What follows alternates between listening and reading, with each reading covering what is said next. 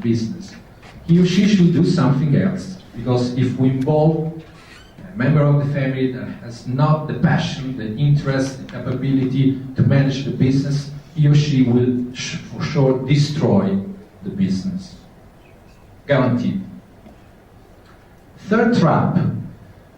Third problem that we have is that usually in family businesses, the family members remain in silos according to bloodline.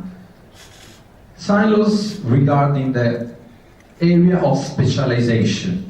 So usually if the founder is more specialized in marketing, also his or her sons will be a little bit bound to grow with the same education, even if they have not that attitude. So we should not bind anybody in the family to do the same things that we do. We should try to help them to develop their own skills and capabilities that can really bring value to the company by creating good training programs and mentoring programs that can help the family members to grow in the right way in their managerial skills and styles. So basically the key issue that we have in managing family businesses, in my opinion, is to find the right balance between family and business. And basically we have a key decision. Should we put the business first in our perspectives, in our vision, or the family first? All the decisions, the key decisions that we have to take about our business. So if we put business first in terms of family employment, obviously the employment policies should be based on the quality and qualification of our people, not on the base that they belong to the family. Once again, if you just include a member of the family in the managerial roles only because he or she is a member of the family, this is a problem. Second aspect, compensation. Obviously, if our approach is focused on making the business grow in the long term, the compensation policies should be merit-based. If you give more, if you create more value for the company, you will earn more. The problem is that in many family family-owned companies, they decide to have an equal compensation for all the family members. Whatever you do, you have the right to earn this.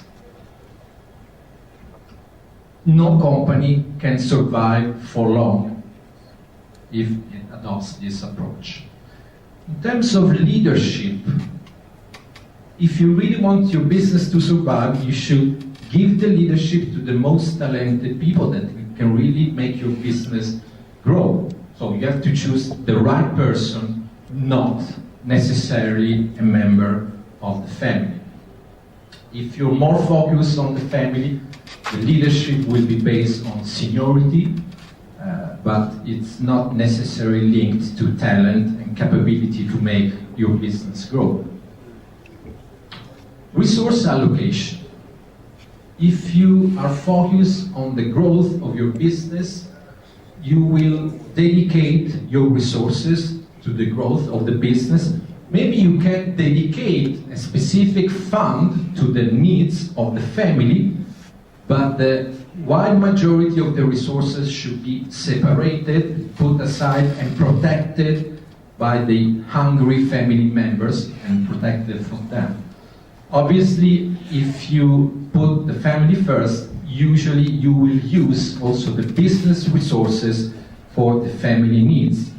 But this, once again, is a road that leads to the defeat of your entrepreneurial venture.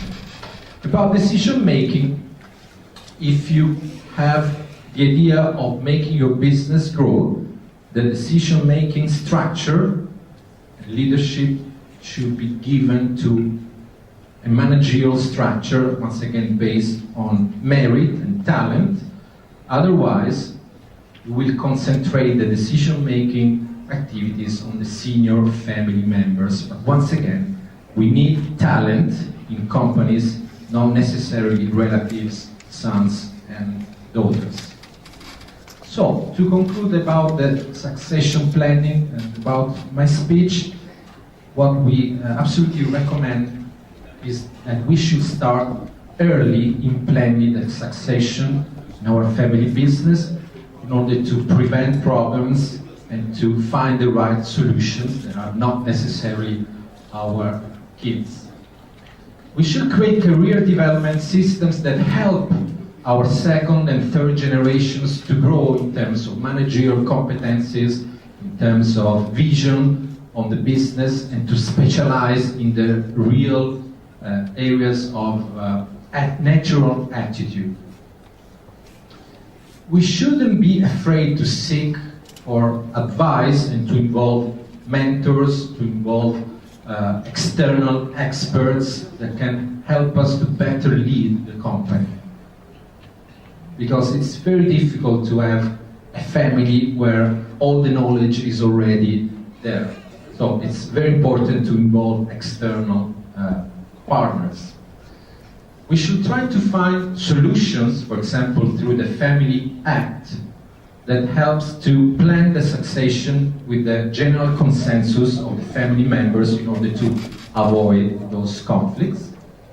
And we should clarify the transition process in advance. You talk about the importance of communicating well this process, but once again, please do it in advance before the conflict arises and destroys the perspectives of the family. So, to conclude, as we have seen, family business are the vital resource of any economy in the world, Africa, Europe, Italy. It's vital to adopt a perspective that puts business at the first place, not the interests of the family. If we want the business to survive, we have a big challenge, the challenge to overcome the third generation, and we can do that by planning in advance the succession and carefully managing the entrance of new managers in the company. They are not necessarily the members of our family, but the most talented people. By doing that, we can make our business grow, our economy grow, Nigeria, Italy, Africa, America, anywhere in the world. Thank you very much for your attention.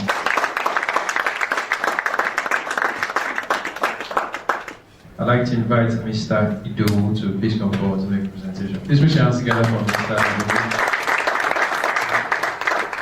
Mr. Idowu is a project manager in the agribusiness sector. The last couple of months, everywhere in Nigeria has been abuzz with farming, agriculture, and everything in that space because the price of oil has gone down, forex is a no-go area, so we're beginning to look inward and everybody's remembering that we have acres of diamonds in Nigeria, and we're going back to where we were coming from. So Mr. Idowu is one of the people, the early starters in that sector, and he's milking already.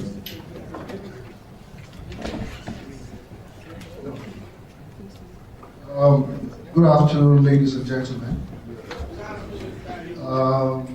I'm going to be very brief, and I'm going to be sharing a very passionate experience that I had running the family business within my family. I'll just give you a brief background of the family business.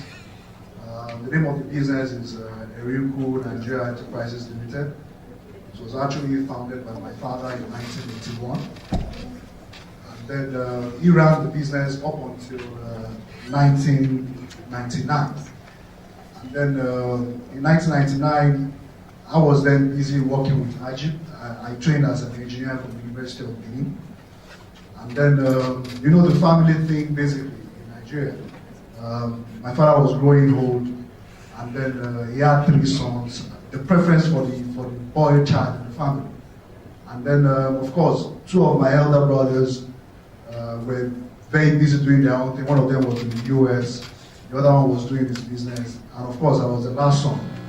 And then they felt, him and my mom, between the two of them, they felt Idowu is our last chance because they've spoken to my two elder brothers and they were not interested in the family business. And then one day I came back from work and then my mom called me and she was like, Idowu, we need your help, we need to come in and then help to create the needed succession for the business. The father is getting old and all that.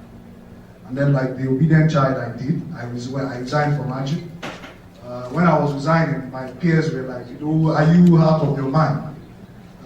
We all studied engineering so that we could work in the oil company. The salary is good, the welfare is good, everything is good. Is your father farm or Obasanjo farm? You know, what could be the benefit you would get from agribusiness? And then, but then against all odds, you know, I resigned. Just a year and a half into practicing what I went to the university to study. And then, of course, coming into the business, the first thing my father did, which was very nice, was to kind of, he didn't take me straight to the office to be the MD or to be the manager. No, he didn't do that. That was very nice. He took me to the various departments in the business. And then he told the people that were departmental heads that treat him like a staff, don't treat him like a business owner. And there, I was able to learn quite a lot. I first went to the piggery department. I had to get involved in the dirty job. And I was able to learn quite a lot from those that were managing those departments. And then I left there, I went to the poultry department, poultry section. I got some training there. Of course, I went to the feed milling department, got some training. Then he was also involved in oil palm, maize production. So I equally went to the crop production side. And then I learned quite a lot. And then finally, he brought me back to the office. And then he said, no, you're going to be a production supervisor. And then I started off from there, you know, then grew along the line. 6 years into the business, I eventually became the general manager of the business. And then he told most of the staff then that, okay, Idowu is matured now. I want him to take over this position. And then as at that point, of course, I've already known the nitty-gritty of the business. And then I took over. He was still the managing director. I was the general manager. And then, of course, the business was going on smoothly. And then I identified something. Two families were now involved in the business. I already had a wife then. You know, she's sitting here with me. I had 3 children, 3 daughters. And then, of course, my father had 6 children. And then, you know, at the end of the year, we make money, and then the money has to be shared. You know, even my brothers that were not involved in the business, they need to get, you know, part of the good. And then my wife was always telling me, you know, everybody's doing their own thing. You're sweating it out in the family business. You know, at the end of the day, what happens to us? And then, of course, one day I walked up to my father. You know, the business, one of the fundamental business which I've learned here today, which of course, if I've known this some few years ago, things would have probably happened differently, is that most family business, there are no clear definition of even authority and ownership. You know, then I was just working because of the interest I had for the family business. My father didn't give me any shares, he didn't give me anything, I was only working for a salary. And then when my wife was talking about the future, the children, you know, I got worried as well. That peradventure, if something happens to my father today, of course all of my siblings are going to come up and everybody's going to say, no, we jointly own this together. And then I called him and I called my mom, which is one of the advice I'm going to give to Okpe, who is one of the people I invited to this forum. Then I called my mom and I'm like, I'm working. Kenny is in the US, Tai is in the US, Muiwa is doing his own thing. What would happen if you guys pass this on? And then my father was kind enough to say, okay, no, this is a good one. Okay, let us change the ownership structure. And then of course, he did the needful. He gave me 20% of the business. He took 20% for himself. He gave my mom 10%. Then my 5 other siblings. As at that time, you know, I was like, okay, Damblola, my younger sister, just finished school. Then I brought her into the business as well. And then Damblola was actually with me then. So we gave Damblola 12.5%. And then 3 of my siblings, they got 10%. And then the last daughter, which was London, she got 7.5%. And then I felt, okay, at this point, I think everything is fine. I got 20%. And then we went on with the business. And then it got to a point where I realized that if we don't grow the business at an exponential rate at which our needs were growing, because now 3 families were involved, we're going to quickly run into trouble. Because of course, everybody wants to travel, everybody wants to send their kids to go school, and all of that. So I sat down with my dad again, which is usually the trend, that let's grow this business.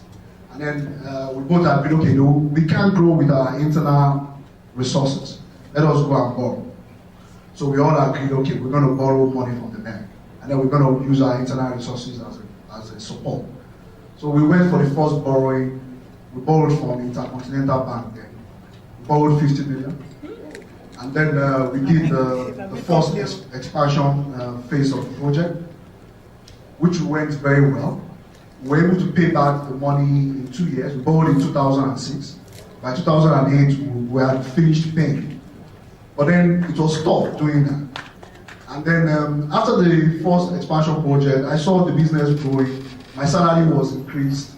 The benefits were coming in. And I'm like, Dad, let's do this again. You know, this time around, let us go for 100. You know, if we could do the 50, I think we still can do 100. Let us double the growth this time around. And that was the turning point. That was where the issue came. My dad called me and then he said, you know, the marathon you took me through in the last 2 years, I'm in my 70s.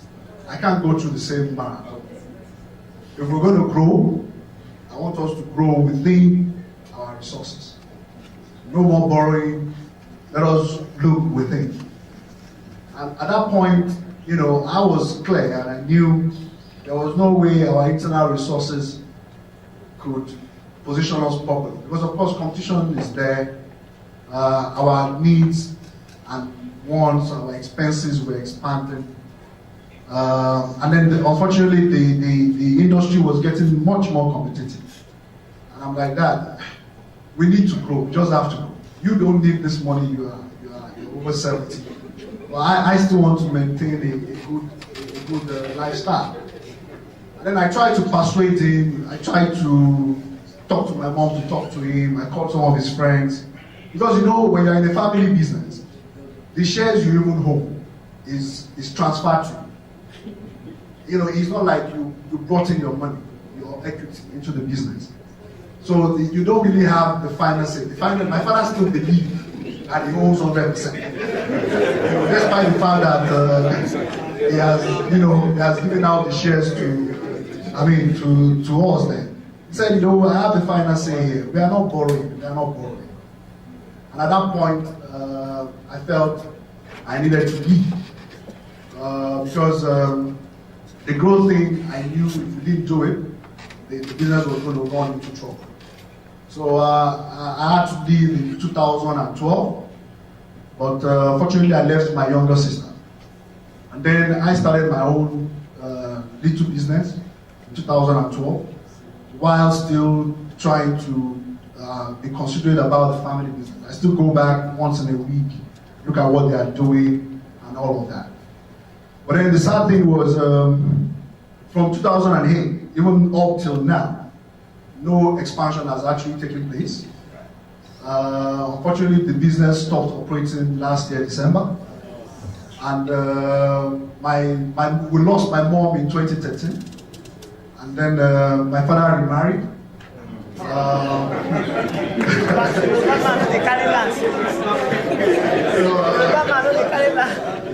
My father remarried. Of course, you know, the new wife always wants to get involved in what is going on. And then she popped into the business. There was conflict between she and my younger sister. Then, of course, my younger sister left the business last year, January. I tried to persuade her to stay, but she told me, no, we are not staying, so why are you asking me to stay? So she left in January. My father is now 78 years old. And of course, he doesn't have the muscle, he doesn't have the energy to run the business. So the business officially, he sold all the birds in the farm, sold everything out last year, December. And unfortunately, the business is no longer in operation. And then when I traveled this year to Italy, I met a friend, Yinka. And then Yinka happens to be Humphrey's friend, who is one of the organizers of this event. And when I met Humphrey, I told Humphrey my very bitter experience. And then we all felt there's a need for us to set up this kind of forum. Because imagine if the business was still around, and I was probably still there, the business would have been 35 years old this year, because it was started in 1981. And then it would have been in its second generation, with 2 siblings working very hard. And then what I needed to start off from the scratch now, which is my own personal business, would have possibly been an offshoot of the already existing business. And then each time when I travel, now we have some partners in Europe, my own personal business. We work with a company called Soundmix in Germany. Soundmix is about 54 years. And then when I asked about their ownership structure, they told me the father that started the business is dead. He had 2 sons. And they had 2 aspects of the business. One was into equipment manufacturing. The other one was running, they had a farm. So each of the sons were managing each of the business. And then unfortunately, one of the sons died. The one managing the equipment business. The guy that was managing the farm had to take responsibility of both the farm and then the equipment business.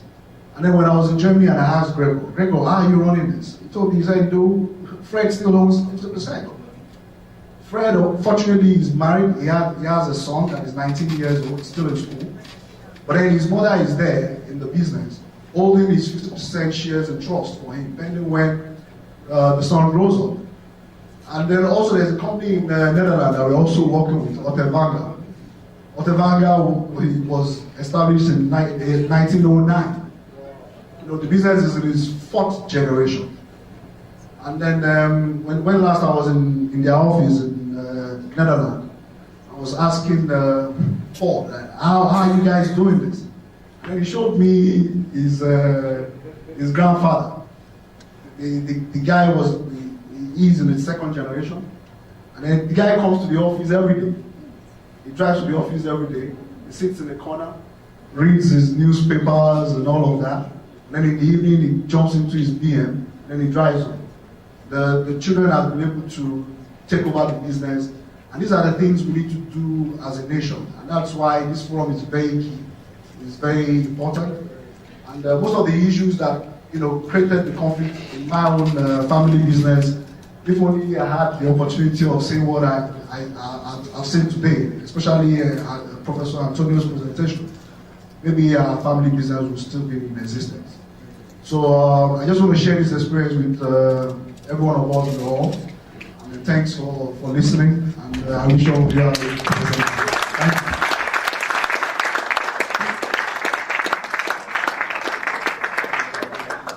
you. Very interesting story. You should convert it into home video to sell. No, but seriously, what do you think? Very instructive. Or at least institutions like Fit Foundation or the EDC, Leap Africa should share this with their participants. It just gave life to one of the things that Professor Idowu Asenuga has spoken about, the spousal factor.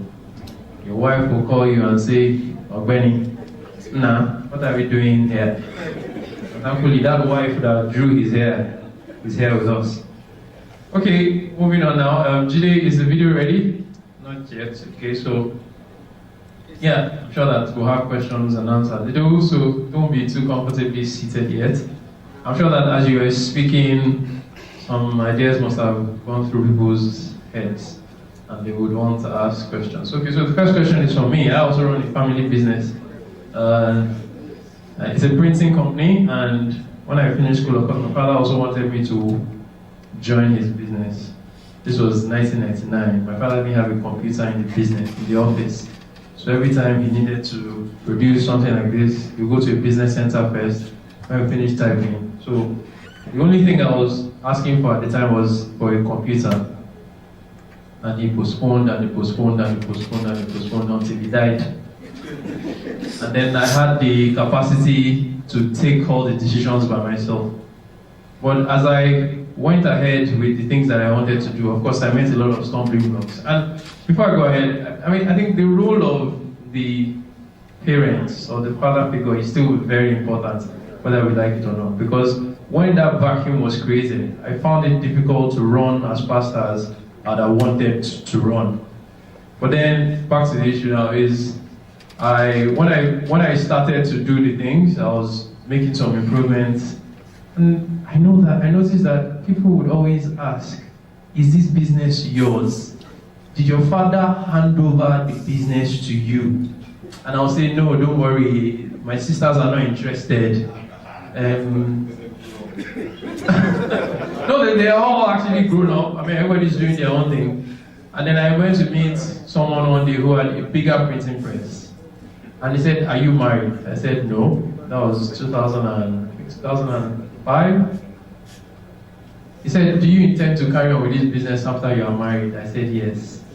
He said, "I'll advise you to leave that business now. If you don't, your wife will tell you this thing."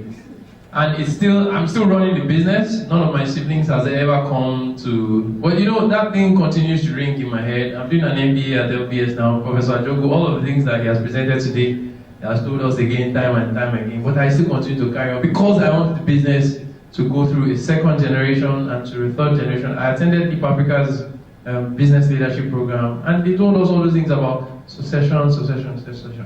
And I called my sisters, I'm sure at least 4 times. That, "Are you people interested in this business?" They would always say no.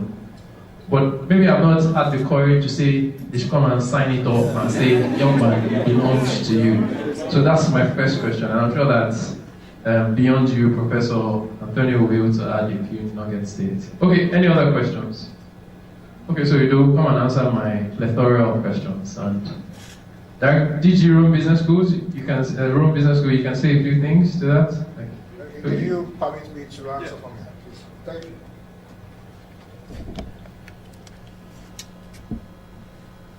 Well, that is part of the things we've mentioned here today. Ownership is a very serious issue. And then maybe not in your own generation, but maybe in the 3rd generation. Somebody's going to come and ask questions, just like somebody's talking about their family inheritance here, looking at the 5th generation. So it's very important that everything is clearly stated in black and white. If they are not interested in the business, they should make it formal. And then, of course, you should do the needful by going to CAC and then taking real ownership with evidence, with legal instruments. Otherwise, I'm sure maybe you will not be answering that question, and then you might not even be able to answer it. But your children might be paying dearly if that is not done right now. Thank you.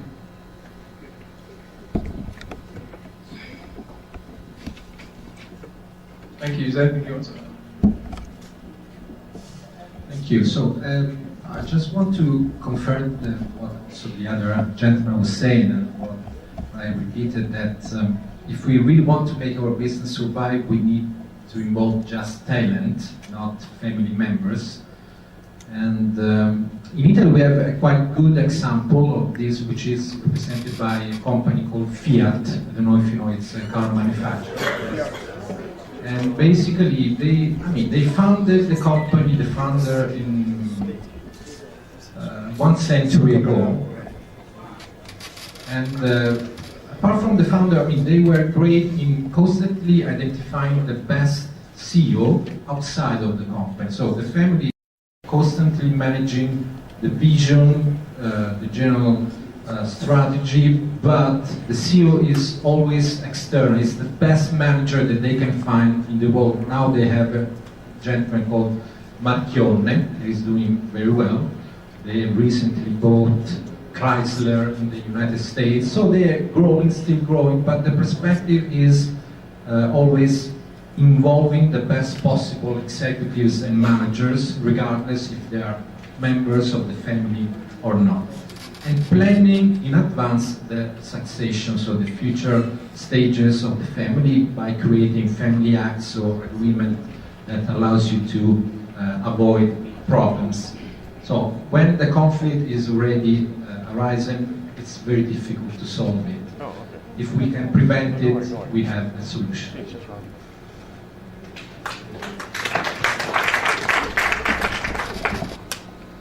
Good afternoon, everyone. My name is... Good afternoon.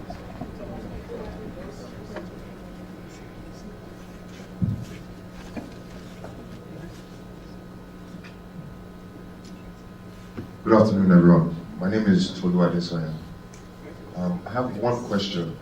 My question is, what part does the Nigerian or African character, or ego in quotes, have to play with succession planning? I'm sure you know, anyone that's been following the news over the last year or two, there's been abdication of thrones about twice in Europe. I'm not sure the last time any throne or any any place in office has been abdicated in Nigeria, whether it's family or not. So what I find is that in Africa it's a peculiar situation. I'm not sure if we can relate directly with what is going on in Europe.